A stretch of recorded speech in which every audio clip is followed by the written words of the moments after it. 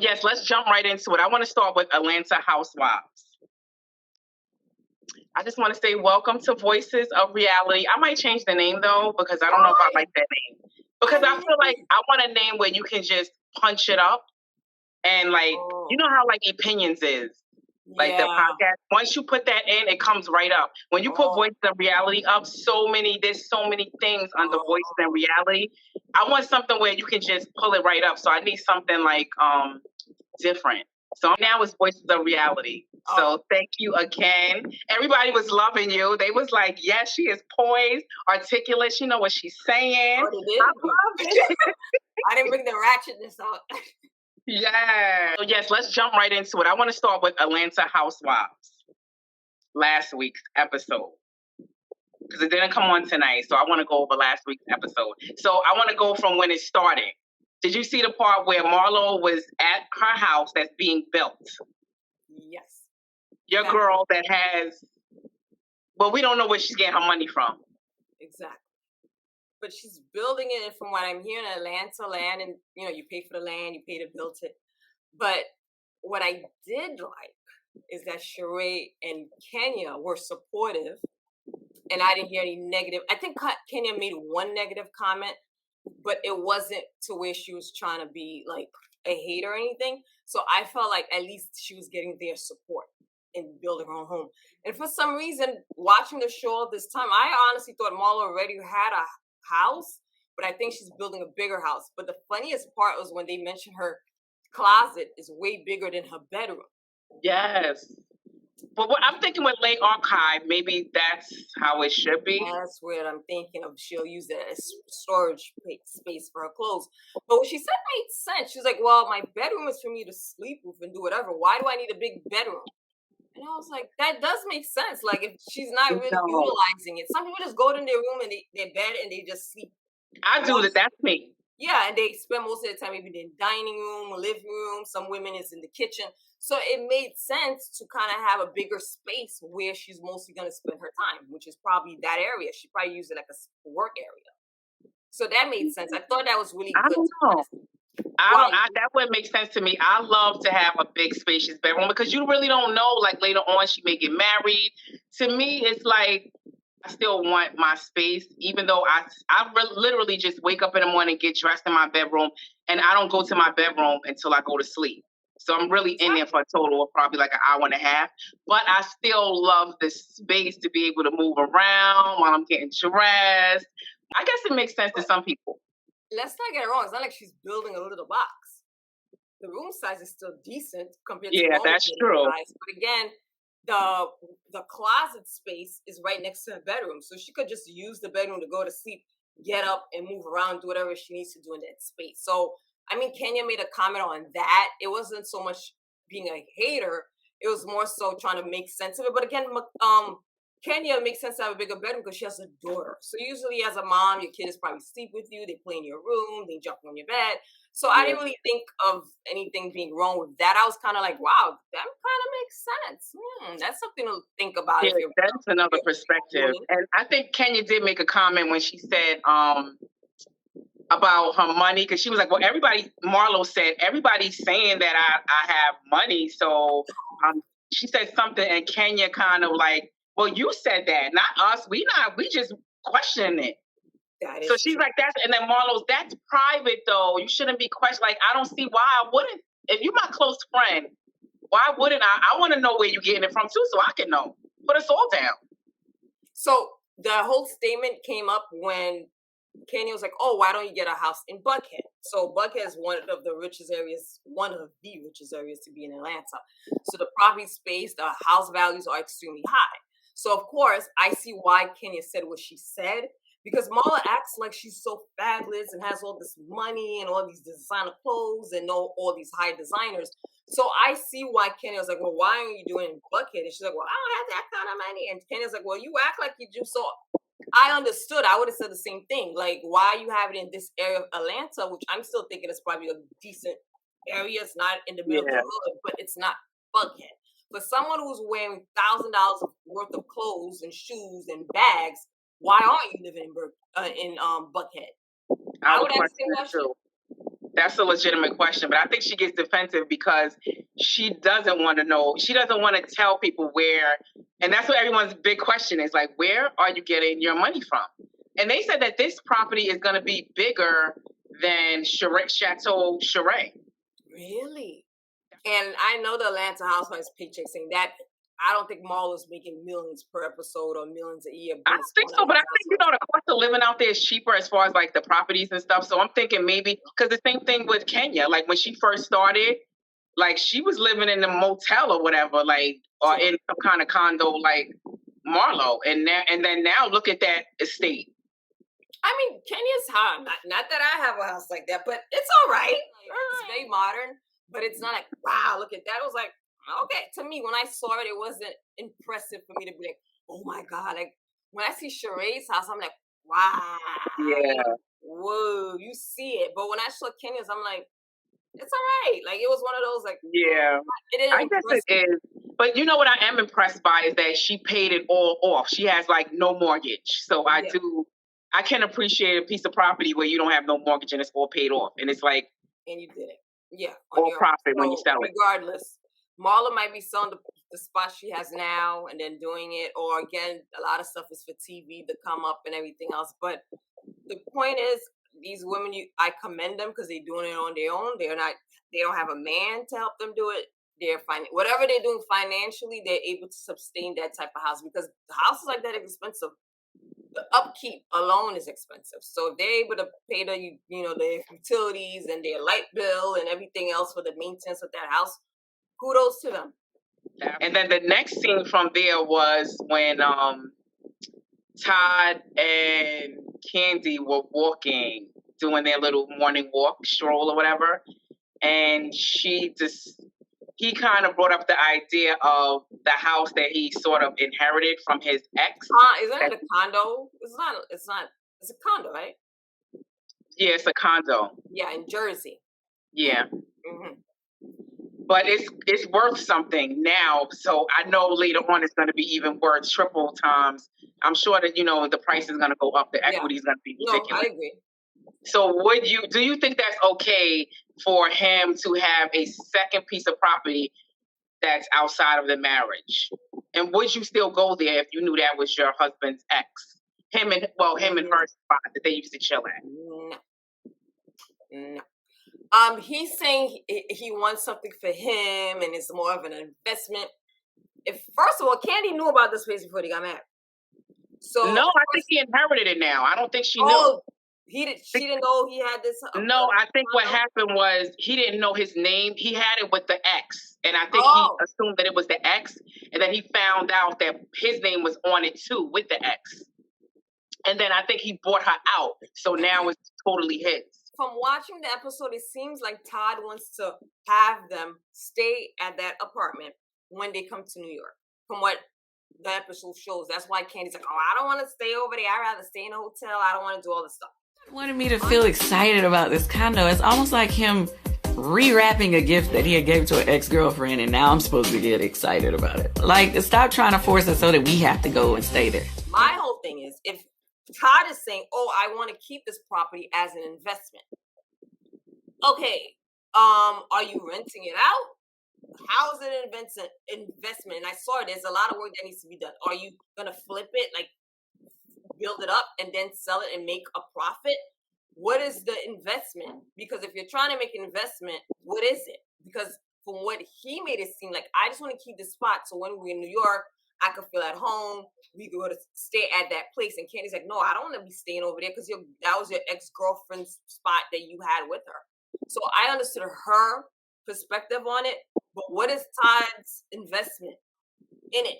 I think I would be like Kandi too initially, but I think I would have to bend a little bit in his favor. I would have to, but I know I would put up a fight at first because I do think it's an investment, a long-term investment. Like I don't think it has to be like a short-term investment where he's going to flip it.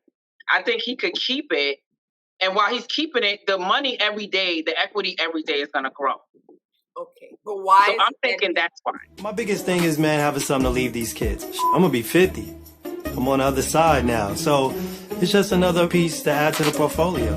Why doesn't Kenya stay there. That was part of the whole thing from the previous episode that he's like, oh, I want you to come and stay there. And she's like, no, I rather prefer staying in a hotel. So I don't understand why he felt adamant about her staying in that place. Why does she have to? It's gonna be. I think it's like when they visit. Like she has a play in New York. She does a lot. He's from New York. Like I think it's like they got a lot going on where they back and forth. So I do think it is economically, like financially savvy to stay there. Okay, we're talking about Kandi who have millions. What is financially savvy of staying? Well, I think it's more so his thing where it's like he wants it as his baby because.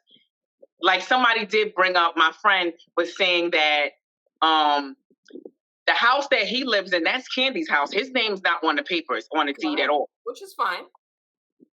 But to me, if I were him, I would still need something with my name on it where I got outside of the marriage. So I can have an asset to hold on to or something. You never know. Correct. Like he would have nothing. Divorce. In case there's divorce.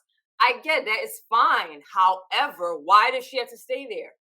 Why? He could have, like, if I was in a relationship with Todd, I'd be like, you could keep your little shack.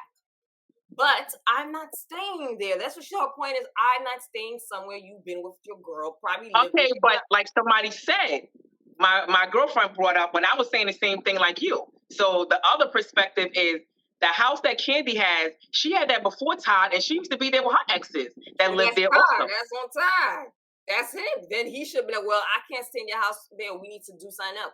That is on Todd then. Then that's when Todd should be like, oh, this is when you do tit for tat. Oh, you can't stay in my car, but I'm sleeping. Because he said that. He's like, oh, I've been staying in her over there in a mattress. She didn't even change. He made a comment to that effect, like, oh, I'm staying at your spot. I know she's been having sex with dudes in that house. She probably even changed the mattress. But that is on Todd. That is on him. He should have said that. But now you got to be flexible. Who? Since your husband is being flexible with you, now he's letting that go. He's putting it at risk too because nothing is in his name. There's nothing of that house that's in his name. His name is not on the deed or anything. Correct. So it's like he took a risk by doing that. She needs to do the same. But he didn't bring that up. Like if he brought that up, like, look, I'm staying. He made that comment. I think in the confession. I think he did. What comment did he make? The comment, he's like, oh, well, I'm staying in that house. My name is not on it. We having sex in this house. And she probably even changed the mattress or flipped the mattress. He made a comment like that. But this is where I'm saying if he really wanted her to stay in that apartment, that's when he should have brought it up and negotiated or they compromised. Like, look, you don't feel comfortable staying in my condo that I was with my ex-girlfriend, but I'm staying in your house that you had your ex-man in. So if I'm willing to do that, then you should be able to stay in my condo. I don't know if he brought it to her that way. Because then Kandi, as a wife, should be like, you know what? He's right. Let me compromise. But I don't know if he brought it to her in that way because we didn't see him say that to her. When he said it, I don't know if it was to her on the confessional, but it didn't seem like he pushed that. He didn't make that comparison with her enough for her to think like, he has a point. I think he said it in more or less words. I just think like the way he's executing it and the way he's articulating it, I don't think he said it. It seemed like they tiptoeing around each other. Like when they was walking, you could see like he was like, "What do you think about that?" And she was like, and he was like, "Why are you laughing like that?" Yeah. She was like, "Why do you do that laugh after everything?" Sometimes I crack myself up. That's all. I'm just trying to. Like, you could just see that she's uncomfortable with that. He's uncomfortable with her saying no, he doesn't like it. But you can kind of see like they tiptoeing around each other. Like they really don't want to go at each other. So I just think right now he's kind of like tiptoeing, like wanting her to give in. I think they don't want to go at it with national TV. I think when the cameras are off, they probably do. It's more so, okay, let's conduct ourselves in a certain way in front of the cameras. And when them cameras go off, they argue and do whatever they need to do. Exactly. I see the tension. It's kind of that tension, like, okay, let me compose myself and I say what I want to say because I know the cameras are rolling. I think they do it. I haven't seen them really go at it. Yeah. Now, behind cameras, we know what they're doing. But on camera, I feel like they compose themselves kind of like, oh, yeah, I don't want people to really know what's really going on in marriage. However, this season, it seems like they're talking more in depth of some of the issues. I think so too, because even when that scene ended and he's kind of like trying to get like some kind of answer out of her, she's just like, okay. Like you can just see she kind of like is dismissive. She never gives like a final answer, but she probably gave her answer off camera. Oh yeah. What about sometimes what I want to do? It's not just you. Getting it? Huh? Exactly. We're not doing this, all right? I didn't tell you, I didn't put your ass on blast on TV, but I don't off camera, this is what's gonna be. But one thing I do like about Todd is he put her in check. Like the scene on the bus. Yes. And what he said about her made a lot of sense about how because you're a celebrity and you have all this money, you always get the attention and you don't know how to kind of give that same attention to somebody else. So that let me know that there is deeper issues in their marriage. Because he feels that way. And I feel like when you are a woman who's fully established, has that all that money, it's not like I don't think she looks down on Todd, but when you are boss in life altogether and you have a husband, you kind of treat them sometimes like an employee or talk to them at a certain way or conduct yourself as a certain way because you're constantly telling other people what to do. So you kind of tend to forget sometimes to shut that off and talk to someone you are in a relationship with as an equal and not as one of your other employees. And I feel like Kandi probably tends to do that with Todd. And I think aside from that, I also think that the public view of him, like his ego has to be like, hurt a little bit from how we all think of it. Like Kandi is in the spotlight. She's the one with the money. She obviously has triple, quadruple times more than he has. So just like when Marlo makes fun of it in that scene and she's like, he probably gonna get this apartment together, but it gotta be with Kandi's money. Like, I just think everything that they do, even when they do it as a couple, no matter what they do together, it's always gonna be looked at like he's on her coattails. Even if he does put 50-50, put in all the work, it's automatically gonna be that she's the breadwinner and that he's just riding her coattails. So I just think like he's trying to separate himself and he's trying to have some kind of like assets also. Like he signed the prenup, it's like I want to have, I still got to have my own, safety net too if God forbid something would have happened. I definitely. Kandi is the breadwinner. She's what? She is the breadwinner. He knew it going in. She still is. She's the main, one of the stars of the show. You're just the husband. Todd is known because of Kandi. He started. Yeah, but I think the OLG gang or the old lady gang, equally owned by both of them. It was Todd's idea. Todd came up with the name of the restaurant. But again, he put in money, I'm assuming. Kandi put in money. But at the end, Kandi still is the one with the assets. The more money. It's not that Todd now don't have any, but she always has more. And as a man with their egos, they feel a type of way. And it all depends on how you, as the woman, treats that person. Because it seemed like there was a little bit kind of a jealousy. Because when Kandi was doing the plate, she's like, oh, Todd, we feel a type of way when I'm doing something he's not included, like the plate. So from what I gathered from that is that whatever she's doing, he wants to do as a partnership, which is a smart move because if there's any time there's a divorce, everything is half and half. So I think whenever Kandi's doing something on her own, one, he felt left out, and two, he's probably thinking like, damn, I'm not gonna get cut out of that because that's all Kandi's doing. It's all hers. So and I think it's a part of success too. Like even with Old Lady Gang, it's like although like it's done together, everyone's gonna look at it like it's Kandi. Like no one's thinking about Todd, even though it's his idea. He's probably putting in the same amount of work, if not more. But I do believe that he, like you said, I think he wants to be a part of whatever success goes on in their marriage. Correct. So when I think of Old Lady Gang, because again, I'm a veteran in this show, I think of it as Todd did help Kandi. Because if you saw the episodes, you saw how the idea came about. You saw Todd putting in the work. You saw how he manifested this whole restaurant. So when I think of the restaurant, I don't only think Kandi. I know he was played a part. Kandi is the reason why a lot of the people are coming to the restaurant because of her social media stats. Now, if Todd had it by himself, no one knows who Todd is. It probably would have been out of business. But Kandi, because of his stardom, is bringing in those customers. But all the hard work and everything else, Todd is part of it. Even the old lady gang, the Canyon gang show, Todd is involved in a lot of the management decisions. He's involved in a lot of the decisions. He's in the scenes when they're talking to and reprimanding a lot of the workers. Todd is part of that. So I feel like he is part of the restaurant. But again, we just think of Kandi Burris. She's the famous one. She's got the money. But he really helped out a lot. And if there is a divorce, he's getting half of that restaurant. I think so too, but I do think it's a lot. Like a man's ego is precious. Like he's going to want, and it seemed like not he's going to, but it seemed like from what he says is he wants to have something that does not have her name attached to it. Like it's almost like he wants to prove to himself that I can do this on my own too, like without your name attached to it. Because like you said, people are going to old lady gang because her name is attached to it. Like I think he wants to do.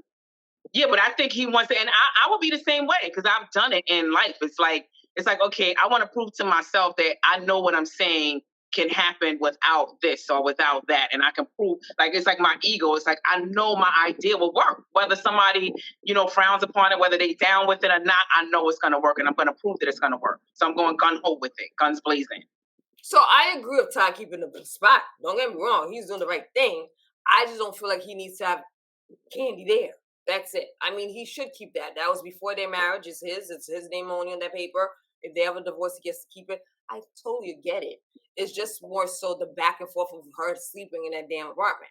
When I look he doesn't. No, you got to bend a little. When you know your husband is being, or even if you're in a relationship, if they are being flexible with you, it's a 50-50. I have to give back too. If he's giving to me. Agree. But Kandi might not be that type of wife. And she looks at, and then the part when you looked at it, you got to think where Kandi's house, what type of hotel she's sleeping in. If you're planning to convince her to stay there, have it in a suitable, have it look suitable. Like when I looked, I'm like, that looks the kitchen. No, I think he was speaking. I took it like he was speaking when it gets fixed up. Like I don't think now they would stay there. Well then, like I said, she's probably not that type of wife where she's like, oh, let me fully compromise. She's probably like, I want to stick to my grounds. But you know what? You do that, and their man was looking for somebody else that want to stay in that house. Exactly, Kandi, you got to give in because I'm sorry, I'm gonna have to bend a little bit if I know he did it for me. Now, if he's not bending a little bit, that's when we would bump heads. But if I know that he's here with me, he's, it's seeming like he's riding my coattails, I will give him that. Like I just think Kandi needs to not be. She needs to bend a little bit. Don't be so selfish, and cut him a little slack. Let him have his piece, and then I would still go there and embrace it like he did her. Come on, Kandi. Yeah, and you could tell he's hurt about it because the fact that he brought everybody there, kind of like, oh, please help her convince her. Welcome. Oh yeah, Kandi, keep this. So in a situation like that, if he's a good man, he's a good father. What's the big deal? Just go over there and stay. Absolutely. What is the problem? Like at this point, who cares? Like, why are you still worried about the woman that was there? At that point, it's like, just if he cares that much, initially I would feel the same way, like, oh no, I don't want to do that. But if he feels that adamant and feels like, oh, this is so important for you to stay there, eventually I'll do it. Mm-hmm. So what's the big deal? Like, where were they having sex before that? Did Todd have an apartment? He probably had if they were having sex at his apartment, not that, somewhere else, he had women there before. Like, after a while, just get over it. So that's what I'm saying. I'm hoping that she do, because if she don't, that's going to be a hurdle that hopefully will be hard for them to get over. So I hope Kandi gives in bend a little bit like he does for you. Exactly. Agree. And then, so the next scene, they on their way to New York to Kandi's play. And she sends the invite. I feel like they was acting a little bit like, and it seemed like that's going to carry on to the next episode. Like they wasn't, especially Kenya. That might be where they have a little bump in the road of their friendship with Kenya and Kandi. And they was not feeling the invite with the half strippers. I wasn't either. You thought that was appropriate? If I have a sex toy shop or whatever, like, come on now, we friends. You gotta accept that. Like this is my business, and I respect Kandi's hustle because I feel like I'm the same way. Of course, not on her level, but I feel like I'm the same way when it comes to I'm going to promote my business. If it's a play, I'm going to figure out how to invite you to my play, and then I'm also going to put my other business. I'm going to promote my other business at the same time. So I think like her business is sex toys. So here's my thoughts on this. One, you are sending half naked people to married homes. That's one thing, right?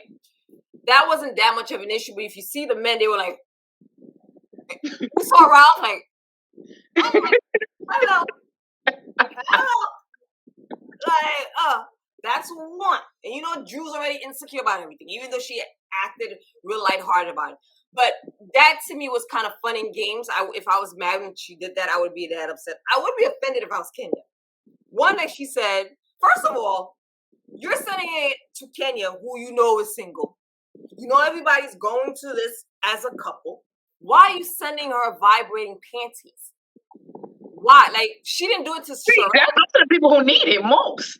Who's pressing the button to vibrate them panties? Oh, listen, she can press that button. That vibrator, like... No. The vibrator panties for me is like a tease. The guy has a vibrator, you put in the panties, he press the button, you don't know the button's gonna be pressed. You're giving it to Kenya, she don't got a man. And my question too is, why didn't she do it to Sheree and Marlo? Because Sheree didn't know nothing about it, neither did Marlo. She didn't have that. Those two people go to Marlo and She didn't? Sheree, Are you sure maybe they edited that scene out? No, because they didn't know about it. Because Drew called Marlo. And because your mom's like, what? Because I had panties and she was showing it on the phone and all this other stuff. Kenya called Sheree and told Sheree. So my question is, why did you do it to Kenya, but you didn't do it to Sheree and Marlo? But they all went on the trip. I think that might have been an edit or something. Maybe why did they not know about it then? But maybe it was on their way.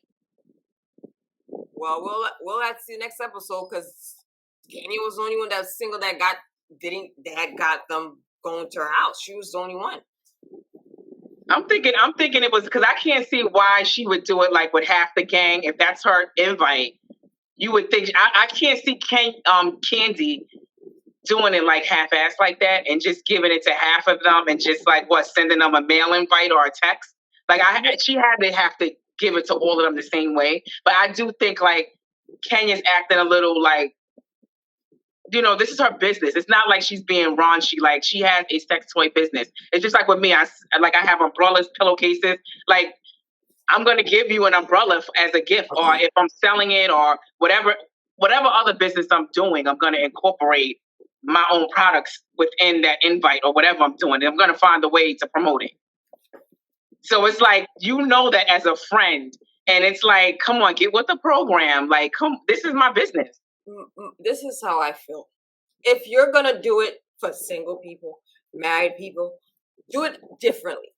She did the one with the couple for the married couple. I get it. The Kenya one, maybe she just should have had the guy show up and gave Kenya a vibrator. You have to do it with what the status of these individuals are. The married couple, you brought a married couple, a couple, not a married couple, but a couple to the door. It made sense. There was eye candy for the woman. There was eye candy for the man. Got it. Now, Kenya is single. Bring a woman. I don't know if she's bisexual. I don't know her, whatever she like. You send a man or a woman, whatever you think she's going to want to see. And you send her a vibrator. But a vibrator, not vibrator pants. So that's how I just thought about it. Kenya mentioned, my daughter was in the house. So I'm thinking, that's stupid. Your daughter's in the house. You don't look in the pee hole, see who it is. If you see a bunch of naked people, Brooklyn, get out of here. Like, I don't understand what the issue was. Don't you look at your pee hole to see what's outside? That's what I'm saying. I feel like Kenya's acting a little bit like, you know, come on now. You know this is her business. Like, stop. She's overreacting. She's not getting in. So she's just mad that, damn, I got a pair of vibrating panties. I have nobody to give the remote to. And then what do you think about the trip and them inviting I guess, I don't know if that's going to be their little tip later on with her and Kandi. Kandi was wrong. Kenya was on, I guess it was wrong that Kandi didn't tell her that it was couples. That couples were coming. I think Kandi was wrong. If I'm having a trip, even if it's a party and it's a couples party, but it's a trip you having, you know, you have single friends, you know, you have married friends. you need to know, let the single friends know, oh, by the way, I did, extend an invite to all my friends who are married and have couples that they could bring their mates. These are the people that's coming. Because again, think about it. Being a single woman, you're in a relationship, you're not in a relationship, you're probably miserable because you're not in a relationship. Now you're surrounded by all these couples. Now they all got vibrating panties. You don't got nobody to give your vibrating panties to. And you just sit there like, oh, I didn't know. You think it was a girl's trip. You bring your thoughter's dress. You ready to party. And you like, oh, everybody's all booed up. Yeah, I'll be mad too. But I mean, there were 3 single people, like Sheree and her condo guy. Marlo was there. But it's still, to me, I would feel the same way. You got to think, Kenya's already miserable. She don't got a man. And now you bring these couples and they're not all in a great relationships, but you don't want to see that. Maybe you don't want to be around couples for the whole weekend. I already kind of knew though. Like if it's my friend, I can't see. Like I have friends that have been in long-term relationships when I wasn't. Like it's just, to me, it's automatic. Like I know, or either I'm gonna ask. And to me, it's never been a problem for me. I always felt like she's close with all of them. Like it seemed like with the husband. To her, but you should still let the people know. I think you should still. Oh, by the way, I extended, or it's first of all, if it's a couples trip, you let your single friends know, and they decide if they want to come or not. If it's a couples weekend, oh, this is going to be a couples weekend, but I'm not sure if you're dating anyone. If you are, he's free to come. If not, let me know if you're comfortable going with us. That's how I would do it. But I'm not going to show up there because I'm just thinking, if I'm single, I'm thinking, oh, it's a weekend with the girls. And I come and I say about all booed up, like, hey, we ready, and it's a weekend for couples. Or Kandi should have asked. Oh, and again, it's either way. Kandi should have told her, or Kenya, ding, ding, ding, should have been like, oh, by the way, Kandi, does anybody bring their husbands? Because it is going to see a play. Absolutely. I would have, to me, I would have probably, if I can see from Kandi's perspective, because I think I would have done the same thing, not knowing. Like I can see, like, as if, you my friend, and maybe you tell me later, like, listen, Elisa, you should have told me about, that you was, it was going to be a lot of couples there. But me planning it, I have a play. I'm just inviting whoever, bring whoever, it's 2-3 tickets, whatever. I think, to me, I don't think I would have took into account, like, oh, okay, this person's bringing their husband, this person isn't bringing their husband, this person is. Like, to me, I don't think it was officially a couple's trip. Like, I think it was like, okay, they married, bring whoever. Like, to me, so I can see Kandi's perspective where I'm not taking account of who's coming. And I wouldn't label it as a couple's trip. One, it's just the cast that's going. It's not like it was a big party and there was 20 people going. It's the cast. You already know you have 3 single friends. You got it's 3 married couples on the show. About that, right? You sent a group chat or whatever. I don't know how she did it, but the fact is Kenya was not aware that there was a couples trip. Maybe Kandi didn't think of it as a couples trip, but she already had booked everything. She made dinner reservations. She knew who was coming in advance.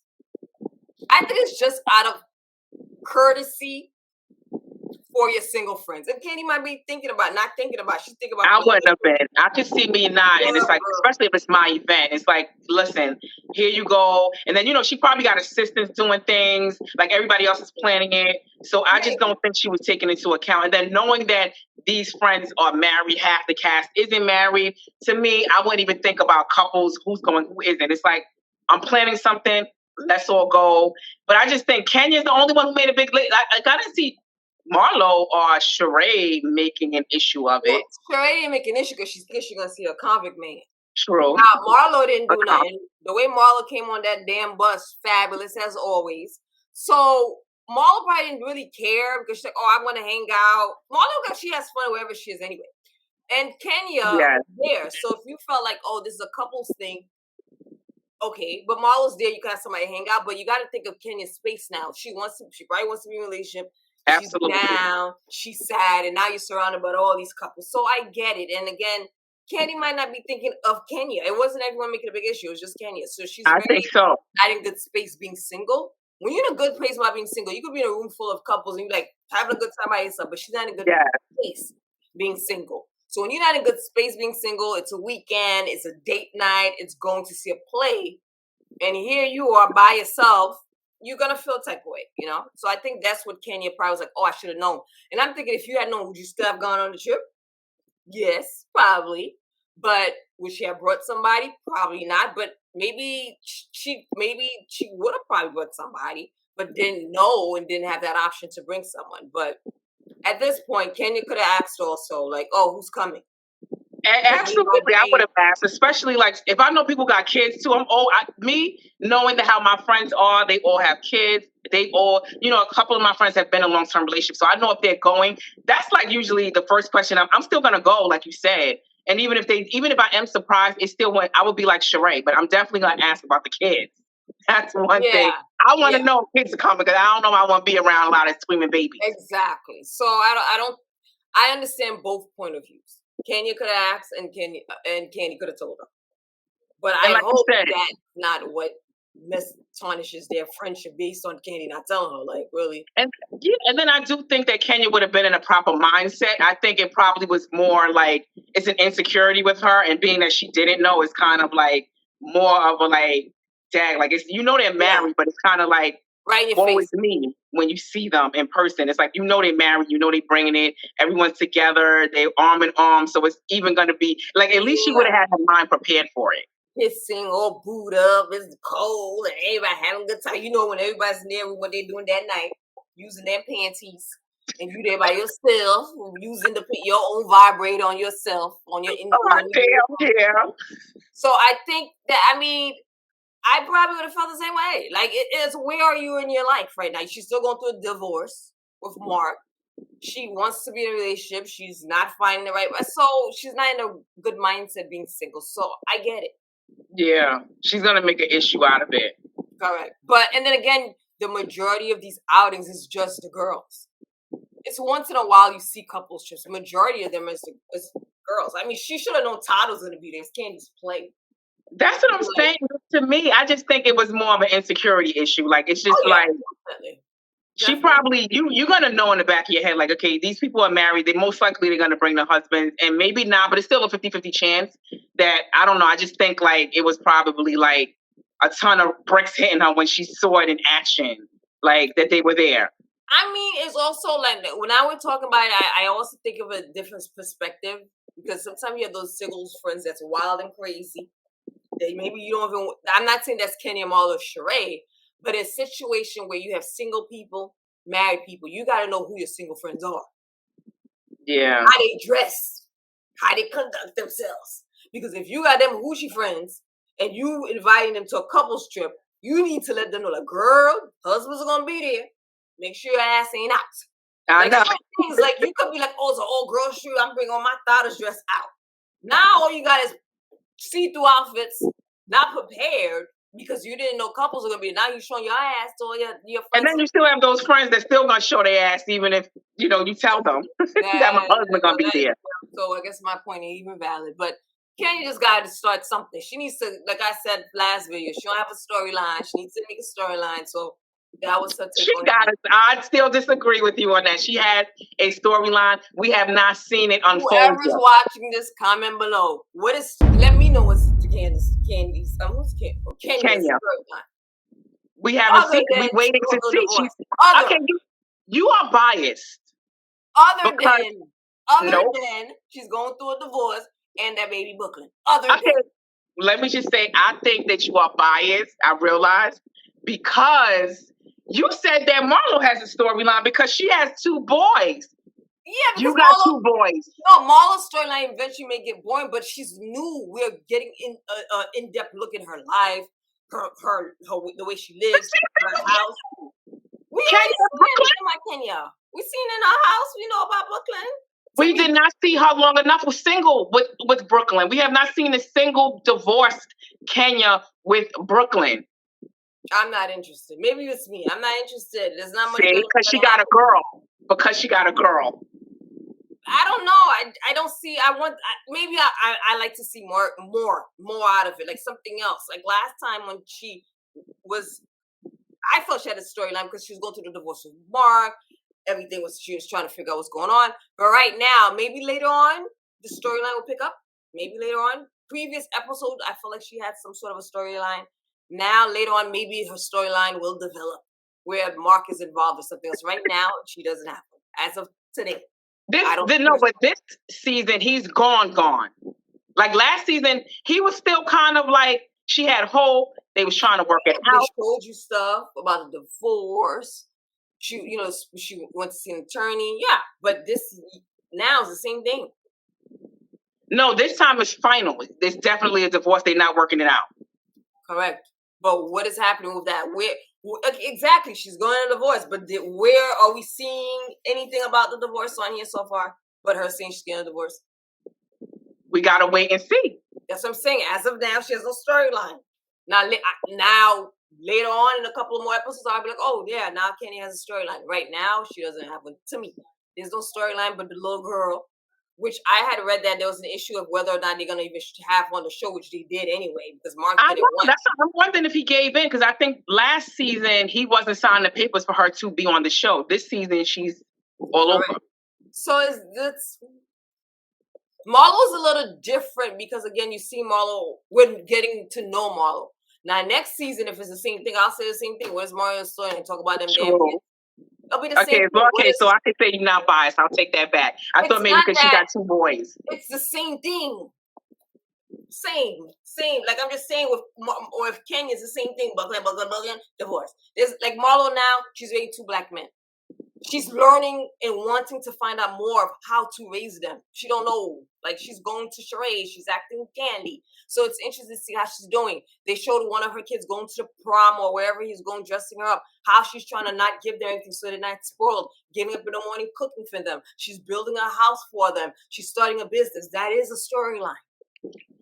Kenny, I'm bored. Unless I watch it because I like when she stirs up the drama. But other than that, in her confessionals is because when she does the shade. But other than that, let's see next episode when she's not around the girls and they just tap into her at home. What is Kenya doing?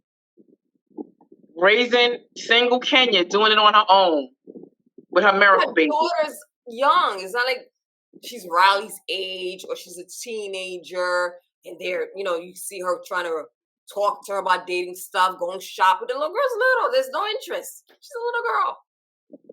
I don't know. I think it's developing. We need to see where the divorce is going to go. Is Mark going to try to get her money? Okay, let's wait. Let's give it by episode. I would say 5, 6. Let's see what this. Yeah, they need to focus some more on that. We want to know what is Mark doing when she goes to New York. I want to see, because she said that when they asked her, "Are you going to see Mark when you come to New York, or how's he going to see Brooklyn?" And she said something like the au pair is going to drop Brooklyn off to him. So let's see, but right now she got no storyline. Yeah, well, that's what I'm saying. They need to focus on that. I can say it is slow, but they do need to kind of tap into that. So far, the episode's been good, like as a whole, but the individual stories, nah. And I would just say, for Kandi and what's her name in Kenya. Right now, their storylines don't interest me. Like, if they show Kandi out, that's when I get up to use the bathroom or go get a water. No, when they show Kandi, I do the same thing too. Like I'm like, okay, I might have to fast. I don't fast forward it because the nosy part of me want to see if something does happen. But Kandi, I think she's worse. Huh? Yeah, and I said you gotta watch it, talk about it. So yeah, Kandi's not interested, which I do like Kandi. But let's get to the good stuff. That dinner. Wait. Before we get to dinner, okay. I want to get to the two parts of that dinner that took place. Oh, and we didn't touch on Sheree's beef with Drew. I think we talked slightly about it, but I think this at the dinner table they spoke about that too. And then Ralph and Drew. What, the same beef that he's gay? Oh, okay. So my take on that. Okay. When someone, I'm trying to remember now, mentioned that I think it was Sheree who mentioned to Ralph that someone said you're gay. They implied I think it was Portia. No, Sheree said it. Sheree said it at the end when she was reading a text that I think they would say it was Portia's fiance and him were having something. I don't know if I read it or that's what they said on the show. Like it was, I don't know, girl. I think I read it at the whole. Portia? Yes. Don't quote me on this. I think that's what they're gonna expose next episode. I think yeah, I don't know if I read it or something, but not Simon. No, not Simon. The other guy, Dennis has some involvement in it. Oh, when I was watching it, There, Shamir? Yeah, Shamia. Shamia has a show. Like, I don't know if it's a show there where she's interviewing all the husbands. Yes, I saw. There's actually Kandi's show. Yes, but Shamira is the host. Shamia is because that's her best friend. So she kind of gave her some spotlight. She made a comment. So I think they imply that whatever gay stuff that was going on was between Ralph and Dennis. So anyway, don't quote me. I could be wrong, but that part, how Ralph reacted, has me thinking like, his reaction was not what I would expect. And I would turn up. What? You think he should have like turned up and been like upset and aggressive or something? I think he should have been a little bit more upset. You gotta. I mean, you would be a little bit. I would think he should be a little bit more upset. If you are a heterosexual man living in Atlanta, we know a lot of gays and everything else going on in Atlanta, a lot of DLs. You are heterosexual, fully heterosexual. The cameras are rolling. Millions of people are watching this. They are implying that you could possibly be gay, and you're like, oh, that's not true. Let someone think my boyfriend. I don't know. I didn't see a reaction from him at all. It was kind of like. But I didn't think isn't it going to continue? I think it's going to continue next week. But that part ended. His reaction was like he's not, and he didn't make it seem like a big deal. And then I would be the same way though. Like I would not give that any light. Like I would be the same way. I think a part of him was like, I think if you're secure within your manhood, like I don't care what people think. Like, okay, you could think I'm gay, you could think I'm sleeping with whoever. I wouldn't even care what they think. If I know I'm not gay, I would not respond to that. Not go overboard to where people are gonna be like, well, he's gay. Because if you do it too overboard, then people are like, oh, why he's so mad? He's probably gay. If you don't do much, people gonna think you're gay. But I didn't see a reaction. That was my thing. Like, it was like, what? Who the F said that? They bugging. You must be crazy. Like, there wasn't nothing of a shocker. Like, what's with it? I mean, maybe I missed it, but I didn't see a shock look. Like, what? I think it could have been one of two things. It was that Drew told him already and let him know like what transpired before. You're right. When they was alluding to it. And then I think this time, I think it could be that, or I could be like, yeah, what? Like, it would be like, to me, it would be like, are you serious right now? Like, to me, it would be like, okay, I'm secure within my manhood, my womanhood. Like, I'm good. Like, whatever. I would brush that right off. To me, it would be either or. So I could see. I'm giving him the benefit of the doubt because I definitely would not feed into that. I do think a lot of men do go overboard with the gay thing. Like, that's like the ultimate insult. And then they go overboard if you do call them gay. And to me, I think that's more suspect. Like you said, I do think. Go overboard. I just wanted to, not for him to go overboard and start arguing, but I wanted to see more of a shocker. But now what you're saying makes sense because Drew probably told him, oh, this is what they said about you. He's like, what up? And he probably reacted when she told him. And when that part came, he already heard about it. He was like, yeah, whatever. My wife already told me. So maybe that's what it was, that he already knew the rumor. And I just think Drew is like, I just can't believe that she's still like doubling down. Like, I'm thinking at the dinner, she sort of should have said like an official apology to Sheree and was like, sorry, I didn't like, I don't know. I just feel like she was like doubling down on it with Sheree at the dinner table. Well, Drew and Sheree are not friends. Correct. They just, from what they make it seem, they kind of met now this season because of the casting. If I'm new to a cast or not new, or there's a new chick on like if I was Drew and you and I were cool and I know something and I tell you about Sheree, I'm not gonna go to Sheree because I don't really know Sheree. Yeah. I'm not gonna react with me telling her either. I'm gonna tell you. Now you decide if you're gonna tell Sheree what I said or not. It's Kandi's fault. Kandi went and told Kenya. Absolutely. Like, yo, Drew heard this. This is what happened. Should have went to Sheree. So Sheree's upset with Drew, but Drew's thinking like, me and you are not friends. Like, I'm not gonna come and tell you this for what? I'm just not meeting you. If I'm just meeting someone and I know rumors about them, I'm not gonna go and tell them. Yeah, but no, the part where she's putting her hand in her face, being all aggressive. Now, that part she should have apologized for, because it's like... That part, yes. But as far as Sheree being mad because Drew repeated it, we're women. We like to gossip. A new person is like, girl, let me tell you what I heard about her. Yes. And you're confiding in someone you probably not thinking she's going to go back and tell. She might not even have thought Kandi would go back and tell Kenya. So I'm telling, oh, this is what I know about this person. Oh, this is a new chick. Okay, but I'm not going to go to a new girl and be like, oh, my assistant that we shared said this about you. I'm going to tell Kandi. And if Kandi want to tell, she tell. And if you want to confront me, you confront me. But I'm not going to go to her because I don't know her like that to tell anything. I'm going to confide to my friend. So I understand why Drew didn't go to Sheree. Sheree is more mad, one, that Drew said it.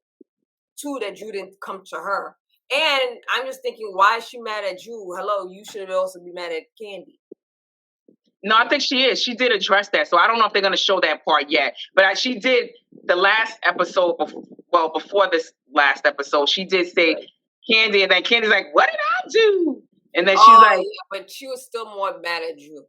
But I think it's Drew's approach. Instead of like, oh, I'm sorry. I didn't. Absolutely. Like if somebody came to me with that, the way Drew came at her was very aggressive and argumentative. I would have been like, oh, my bad. I didn't know if I could have came to you with that. I'm just meeting you. I didn't know you. If I wasn't comfortable telling you, I told Kandi and I wasn't expecting the word to go out. That's what I would apologize. That's why I'd be like, Nate, later on, if I ever hear anything about you on the streets, I'll tell you. I think the part where I think Drew might have apologized, but I think the part where it took a left turn is when Sheree did the ultimate dig and called her husband gay. Like that was the part where it was like, when you talk about somebody's husband, they get like so defensive. So I think that's the part where Drew kind of was like getting aggressive in her face. Like she's not going to take anything back. She's not going to apologize because now Sheree one-upped her by talking about her husband being gay. And then the same assistant that carried the bone to Kandi and to Drew also carried a bone about your husband. So it's like she won up Drew. Now it backfired on her. So I just think her way Drew's not mad at the assistant. Drew's not even, he's on, so she's like, he's on probation or whatever. But how are you not mad at your assistant? And he's the one that's spreading all the rumors. Because I think that Sheree gave it light. Sheree gave it light, so now that it's on camera, Drew gotta like really like be defensive. I just think it's just showing like it's just I don't know. To me, it's just like Drew needs to calm down. It backfired, except that the little bone you carried is just backfiring on you all over the place. Worse. Yes. But Drew, she's one of those people that she don't know how to deliver. I know. Like, she thinks she's doing something, but she's not. Like one of those people that start arguments and start stuff, and then the next person, the person that they're trying to attack or embarrass, come at them 10 times worse, and they don't know what the hell to do next, and they look dumb. So she's one of those, like, just stay quiet. You already have a storyline for your man cheating like a shit. That is your storyline. There's no reason for you to start drama because you have a good storyline and everybody's looking at you like an idiot. So there's no need to kind of stir up these fake dramas to get more airtime because your storyline is already interesting to most people. So I think but now she has to. She talked about the husband, so now she has to defend him and defend her marriage. Like I just think it's like innate with these women that like when you talk about the husband like that. She has to defend his honor. Oh, no, I agree. Somebody said that. I would do the same. That's the father for children. That's her husband. That's her provider. She ain't making no money from what I hear. So I get it. I'm all for her supporting her husband and being, and, having his back. That is fine. But you got to be able to hold your own. Now, with the therapy session and the dinner with Ralph and Drew. Because remember, it was like they showed the therapy session before and then they go to the dinner. I was dying. He said you should have gotten a Lunchable. Oh my God. He's so offensive. I mean, when I look at the scene of the dinner, she looked beautiful. He had her dressed very nicely. And at the dinner, she decides to start bringing up her feelings and stuff. So when I think of that episode, I'm like, was that the appropriate time to do it? Is there an appropriate time to bring out your feelings? Because whatever she felt that moment, which was not positive, went left when she expressed how she felt. And I'm just thinking, was that the right time? But when you have so much buildup, pain, hurt, absolutely, you don't know when the right time is. So whenever the thing is, when these men and you women too, when somebody's hurt you so much, done so many things to you and embarrassed you, hurt you, cheat, everything, you can do whatever you want. That pain is still there. absolutely. So that dinner does not make up for everything you've done before and what you're still doing. So he felt, oh, this is my way of her forgetting certain things or to patch things up. And she's like, we still didn't discuss some stuff. I look good, didn't look good, but we still have issues we need to deal with. This is not going to change anything of how I'm feeling. And I think I kind of set him off like, oh, this was my way of saying, I'm sorry. Let's start over. And here you are bringing up the bullshit. But he looks like the type of guy that does this repeated, like always. He's very arrogant and does certain things. And then he'll make maybe buying her outfit, taking her out, having sex with her. And basically, again, Drew's just very insecure. She's an insecure girl. But I think a lot of celebrities do. Like, he's not a superstar. Like, he's not like a Chris Brown or anything like that, or an NBA player. But I do think a lot of women are like that, where, like, we see Drew being like how we would be in a relationship, where she's like, okay, the gifts and the wine and dine is not. I'm not going to let it go. But I do think a lot of wives that are at home, that are homemakers or whatever, that works. When the man is just bringing home the bread and being the breadwinner, and it's like, shut up and just accept this. I'm doing this. You live in this comfortable life and be quiet about it. But I just think Drew is going against the grain. So I just think that's what it is. And to me, she would be like how most of us would be.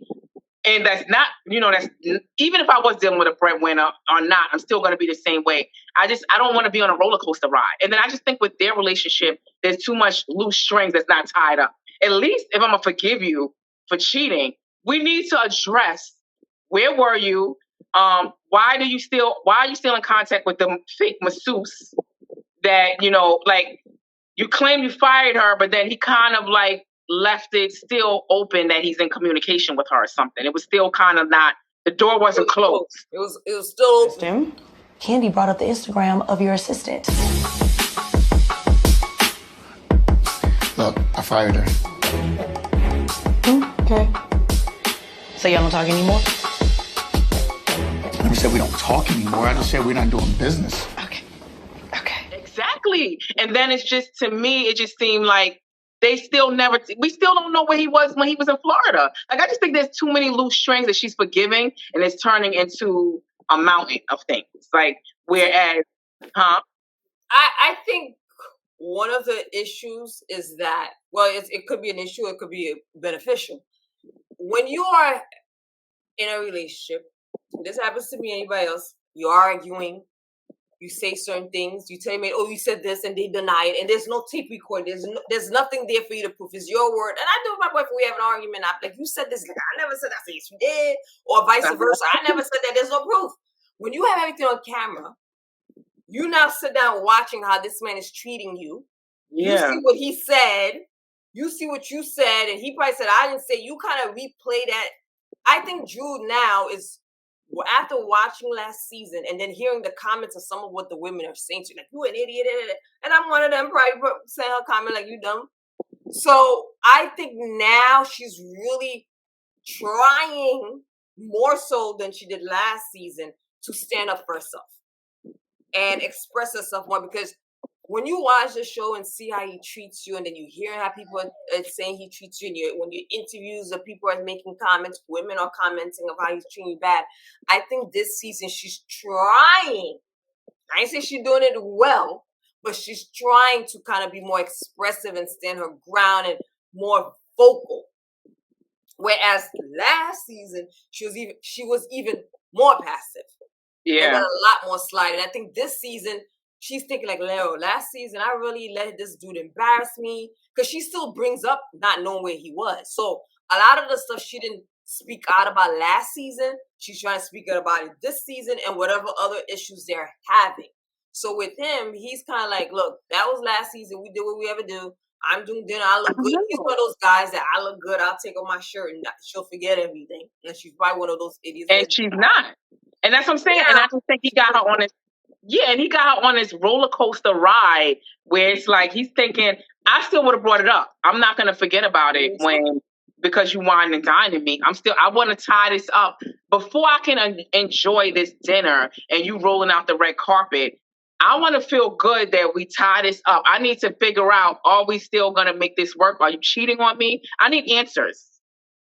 And I can't move on unless I tie this up and get answers. And if I'm not going to get answers, like, I don't know, he needs to tell us something. I need some answers. Like, I can imagine, I need answers and I'm not even Drew. We still don't got answers out here. You ain't gonna tell nothing. His personality ain't gonna tell her nothing. So when you deal with people that's not gonna say nothing, then you just don't know anything. You just like, okay, he's not gonna tell me. He didn't tell all this time. Last season, when the season went off, now he's still not telling anything. So Drew is in a situation where, of course, they mentioned he makes the money. Whatever he does, he works at a Fortune 500 company. He is good looking. He's successful. He seems like he's a good dad. He's a good stepdad from what they showed last season when she had a kid that's not his. Drew has a low self-esteem. She doesn't seem like she has a reputable income. I mean, what does she do? She's not acting. I've seen her in like a Lifetime movie. She's not making that much money. Yeah, not consistent income. Yeah, she has the reality TV show. So, that. Yeah, he's her security. So leaving him now, where does that leave her? She could be thinking that, I'm going to go to divorce and get half of everything, but half of everything sometimes does not even keep your upkeep. So I think with Drew, she's in one of those things. I want it to work, and she's probably one of those when I married him, we're gonna be together forever. I don't care. No matter what. No matter what, I'm gonna work it out. I think she's one of those women. I don't even think she's thinking about, the income. I think she's thinking about, like, a lot of women, like, I can't live without him. I want to make this work. Who am I going to go to at? Like, they think it's the end all be all when they with a man. Like, it's like, I'm nothing without a man. Like, I think she's one of those women. She has kids. She wants him there to help her. So she's in a tough situation. And I remember when Kenya was on Watch What Happens Live 2 weeks ago, I think it was, and Andy asked her opinion about Ralph, and she was saying the difference between her and Mark and Drew and Ralph is that Ralph is still sticking it out. He's willing to work it out, but I don't know if that's a good thing. Because I think whereas Mark with Kenya, I think he just threw in a towel. Like, he definitely wanted out of that relationship. He didn't love her from the beginning. Yeah, so I think if he did, I think with Kenya, she would have absolutely worked it out with. I don't think she had a choice. Like, I just think it was like, he's not living here. She can't go see him when she's in New York, even when they were married. She has to stay in a hotel. She never met his family. Like, he gave her so many signs that he's not trying to work it out.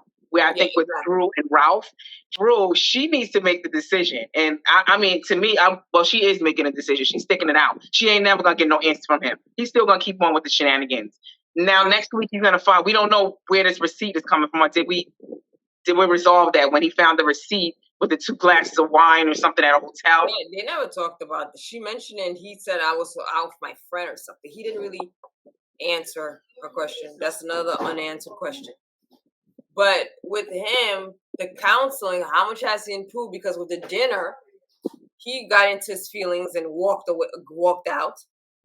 Then with the dinner he had with the group, look how he talked to her. So how's the counseling been helping him? Like, how has he changed with the counseling? That's what I'm saying. Drew needs to make a decision, and I think she is making a decision. She's sticking it out. That's why he's going to keep doing this. He's a master manipulator. That's what I get from it. Like, he's going to always manipulate the situation like she's wrong. No matter if he's caught red-handed, like with the hotel receipt, like lipstick on his collar probably. I'm just saying, like, if he was to come home with, like, he's always going to make it like, come on now. Like, why would you think that? You wrong. You in my business. Like, you don't trust me. Like, I just think he's always going to turn it on her where she's going to cry. It's going to be the same cycle. She's going to cry. She's never going to get answers. Gaslighting. Definition. Ooh, manipulate someone by psychological means into questioning their own sanity. Oh my God.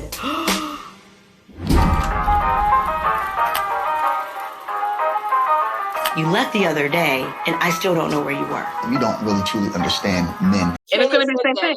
And then they showed clips from previous episodes where he was saying things and showing you how he's manipulating her or trying to twist her words or, you know. So that's who he is, and Drew just keeps falling for it. And what do you think about Kenya, like, digging into him like that, like, kind of, like, being triggered? I was happy. I was like, wow, Kenya's really doing... I don't think Kenya did anything wrong. And I really commended her because she was sticking up for Drew. I don't think that moment was about Kenya. It was more like, and I'm like, damn, she cool like that. She was putting him in his place, making him accountable, and she was standing up for Drew at that moment. So as much as she's not a girl's girl, at that particular moment she did, because sometimes it takes someone else to say certain things for you for it to hit. Now, did that get through his head? Maybe not, maybe it did. But she put on blast. She tried to let him know that I know what you're doing. The whole table knows what you're doing. What you're doing is not right. And Drew didn't stop her either. I felt Drew was like, yes, find somebody else. Absolutely. Go get him. So I think Drew was very thankful that Kenya did that. Definitely. And I do think partially, I think it's two parts for me. I agree with Sheree as far as her saying that Drew's a silly bitch. A dizzy bitch. Drew really is a dizzy bitch. That was the word. To me, I feel like the way Ralph spins the table and turns the tables on her, there's no way my husband would be able to do that to me. I'm sorry, because I know the game. Like, I know what he's doing. And to me, I feel like Kenya is highly intelligent, being an Aquarius like myself.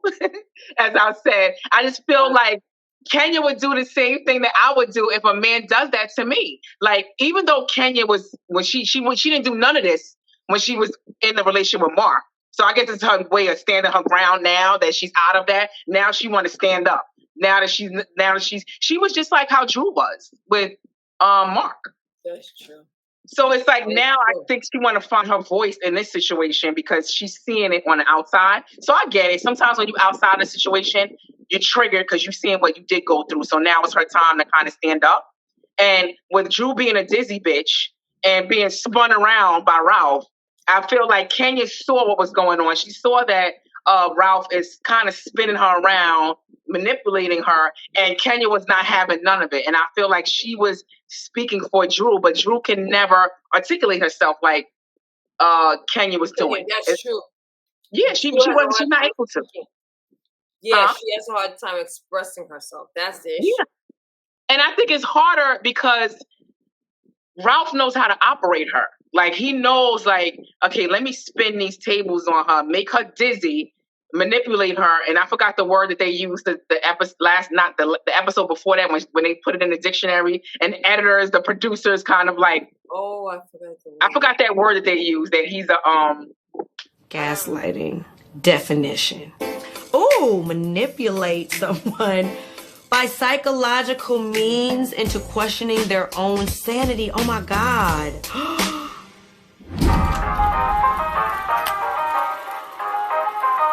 You left the other day, and I still don't know where you were. You don't really truly understand. I think that's what he knows how to do. He knows how to operate her to the point where she just kind of throws in a towel and it's like just boiling over crying at that point. Whereas with Kenya, she was the spokesperson for her advocate.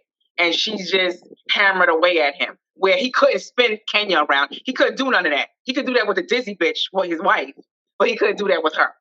So I did respect Kenya for, even though her and Drew was on shaky ground, she still was kind of like, she had her back. She did, but I feel every time I see Drew, I do feel sorry for her though. I feel sad every time I see her cry. You see the pain, the hurt. I feel bad for her. I don't know if I feel because it's still bad. I don't know. I feel like Sheree does. Like, you're a dizzy bitch. She is a dizzy bitch, but I still feel bad. I do. The fact that she's in a relationship. That's true. Constantly embarrassing her, demeaning her intelligence, and she's still there and can't leave. So I feel bad. That is true, especially when you have kids and you want to work it out for your family. I mean, so that's true. I do feel some sympathy for her. Like, it's like, and then with her being secure, it's like, you know, she's getting a mommy makeover or whatever she did to her body. And I just feel like a lot of that, Ralph looks really good. So I think that probably has to weigh on her too. I'm sure a lot of people she know what she got, and she know that he's a good looking man. And then her not having that, you know, self-esteem, she's probably going to feel like she's not as good. Like, she's kind of like, I feel like a lot of them feel like they spoiled goods if they don't got the man with them. So they're going to do whatever it takes to work it out with him. And I think that's how she feels. And the fact that he said something to Ralph when he was like, oh, what do you think? I'm going to grab her fat ass. He said something. Oh my God. And they all looked like, okay, it was like a very awkward moment. I probably would have smacked my husband if that was me. Why did you have to add her ass as fat? Like, you don't say, like, you should not have added the fat part in it. Oh, you should have been sick about grabbing her ass? No, but I think he was being dramatic. Like, what? Like, he was going to the extreme. Like, is this what you think? So he was kind of, it was an awkward moment by him saying that, but it was kind of like, he went to the extreme, like, is this what you're thinking? Yeah, but you gotta think, the way he said it, he's like, oh, what do you think I'm doing? It would be like, what do you think I'm doing, grabbing her ass? But when you say, what do you think I'm doing, grabbing her fat ass? The fat part. Like, oh, so you think her ass is, mind you, the juice shaped like SpongeBob. Oh, I see. I realized that part. He said, what do you think I'm grabbing her fat ass? Big ass, fat ass. He said something. He didn't just say ass. He added something, Cora. Look it up. Maybe I'm wrong. But because when he said, I was like, oh. He said something here. It wasn't like Ralph said, hey, let me go and grab this assistant with a big butt. Oh, when he said something to that effect, I was like, oh my God. Kandi's face, everybody's face is like. Yes. And then the editors, they so funny when, what's his name was standing there, Todd. He was just drinking his beer like. You don't put that in there. Because, so you acknowledge, we all know Atlanta got a bunch of big booties, but you acknowledge that part. You use an adjective for that ass. That's the problem. Instead of saying, instead of saying, oh, you think I'm grabbing her ass? You think I'm grabbing her fat ass? Like, hello. Like, I was like, why is everybody so shocked? But like you said, he used the whole adjectives to describe. Adjective, meaning you thinking about that behind. You liked it. You know this fact. Like, why would you put that adjective in there? That was the whole thing. If he had said, oh, what do you think I'm doing, grabbing ass? It wouldn't have been that. But when he said fat or big something, that threw the whole thing off. That, I would be like, boop. And you know, Drew is not built that way. You know, she has she has body issues. So, if she had a fat ass and he said that, she probably wouldn't feel as bad. Like, whatever, I got fat ass too. But you talking about SpongeBob wife shaped, and then now you talk about, that was inappropriate. That was inappropriate. Drew has to feel insecure. Like she has to. Especially when you got a man like him. She's insecure. And he's not helping the situation. And not there on TV. So people are going to recognize him. People are going to see him. People are going to know who he is. Now he's probably got extra followers. He's showing his chest on Instagram. And you can imagine his DMs. His DMs is lit right now. And they know he's not in a happy marriage. So it's different now. He was a good guy in Atlanta nobody knew about. Now he's a good guy in Atlanta that a lot of women know about. Now we got to see how this pans out. If he's going to really have that resistance that... Because it got to be overwhelming for a lot of men. I think that's like when you're in celebrity, it's like they're more like prone to cheat when you're out there because you're going to have so many advances of thirst bucket women. Yeah, but now they're going to be more thirsty because they hoping they're part of the storyline. Yeah. Like, oh, damn, if I cheat with him, maybe I can get on the show and say I had. Or they want to put it on Instagram. Yes. They slept with him or get a recording of them and try to get a little check. It's more. He was an attractive man anyway. I know they probably was trying to get at him without the reality show, but now they could get at him and get a check. Before they wasn't getting nothing if they got with him. Mm-hmm. Now he's so-called a celebrity, so they're going to really push up on him. So that's absolutely. And you think these women out there look at how he's treating Drew and think, oh, he's a dog? They probably think like, whatever, he wouldn't do it to me, or they're not thinking of all that. And a lot of women don't even care when they're married. It's like, I still want, he look good. I want a one night stand. Whatever I could get from him, maybe I'll get pregnant by him, have that, what do they call it? The break baby or whatever. And that is a storyline right there. She'll be the new housewife. I know. And then they're going to bring her on the show. Exactly. So there's a lot of competition out there. And Drew's already insecure. So she has to deal with a lot. She needs to get counseling on her own too. Yeah. And he probably have his own issues. So they're having couples counseling. And I think a lot of times people have couples counseling and they deal with issues in their marriage. But some of the issues in your marriage stem from issues you have with yourself. So if they do all these couples counseling and Drew's not getting it to build her self-esteem and find out where this low self-esteem came from, and he got his own infidelity issues and his own issues, and you're just doing couples counseling, they're focused on you guys as a couple. They may tap into some of your past. And again, if it's a couples counseling, you may not feel comfortable saying certain things in front of your mate. So they need to get individual counseling. Absolutely. And couples counseling at the same time. That's how it's feel when it comes to doing couples counseling. They're individual and then couples. But it seems like it's just couples. I don't see. I mean, maybe they're doing individual too. It don't sound like it because I think they would have put that in there. They definitely would have edited that in too. And like you said, you just broke that down flawlessly. She definitely does need it, and those are the reasons why. They're not making it. And Drew is getting herself ready to get out. I think they're gonna make it. She's just gonna deal with it. You think? I don't think they're gonna make it. I think she's at that point where I'm with him, but I'm trying to get like with the surgery, just the way she's dressing differently now.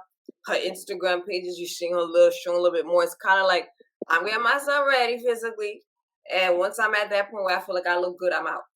I think she's not gonna. I don't think she's gonna stay. Her confidence is gonna start soaring, and she will leave him. I think she's gonna eventually leave. It's gonna get bad. I think if they do break up, I think it's gonna be he's gonna leave. I think it's always the men. A lot of times these men leave.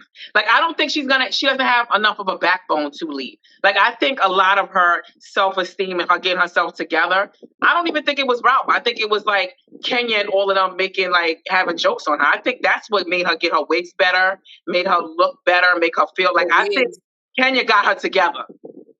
The wigs and the outfits, she looks definitely better. I think she looked, because I feel like instantly, like after those episodes where Kenya was saying stuff about her wig, it looked like a dog's, a horse's, whatever she said.